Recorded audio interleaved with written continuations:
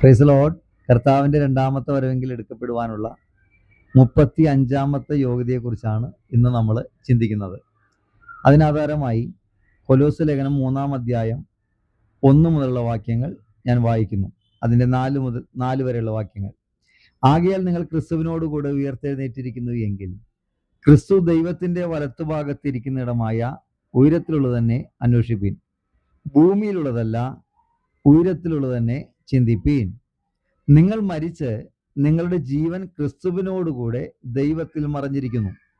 എന്നിട്ട് പറയാണ്, നമ്മുടെ ജീവനായ ക്രിസ്തു വെളിപ്പെടുമ്പോൾ നിങ്ങളും അവനോടുകൂടെ തേജസ്സിൽ വെളിപ്പെടും.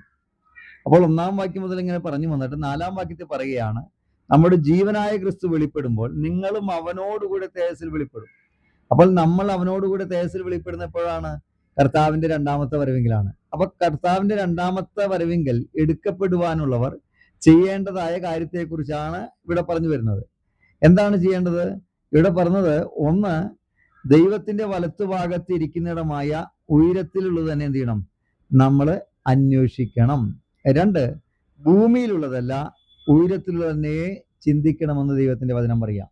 അപ്പൊ നമ്മുടെ ചിന്തയും കർത്താവിന്റെ വരവെങ്കിൽ എടുക്കപ്പെടുവാൻ യോഗ്യതയുള്ളവർ അല്ലെങ്കിൽ എടുക്കപ്പെടുവാൻ ആഗ്രഹിക്കുന്നവരെല്ലാം ചെയ്യേണ്ട 2 കാര്യങ്ങളാണ്. 1, ഉയരത്തിലുള്ളത് തന്നെ അന്വേഷിക്കണം. ഭൂമിയിലുള്ളതല്ല ഉയരത്തിലുള്ളത് തന്നെ ചിന്തിക്കേണ്ടത് ആവശ്യമാണ്. അതുകൊണ്ടാണ് മത്തായി സുവിശേഷം 6:33 പറയുന്നു, മുൻപേ അവന്റെ രാജ്യവും നീതിയും അന്വേഷിപ്പീൻ. അപ്പൊ മുൻപേ നമ്മൾ അന്വേഷിക്കേണ്ട കാര്യം അവന്റെ രാജ്യവും നീതിയുമാണെന്ന് ദൈവത്തിന്റെ വചനം കൃത്യമായിട്ട് പറയുകയാണ്. നമുക്കറിയാം, ഈ റോമാലേഖനം 2-ാം അധ്യായം അതിന്റെ 6 മുതലുള്ള വാക്യങ്ങൾ നമുക്ക് വായിക്കാം. റോമാലേഖനം അതിന്റെ 2-ാം അധ്യായം 6 മുതലുള്ള വാക്യങ്ങൾ. ആ വാക്യം ഇങ്ങനെ പറയുന്നു, അവൻ ഓരോരുത്തരും അവനവന്റെ പ്രവൃത്തിക്ക് തക്കവണ്ണം പകരം ചെയ്യും.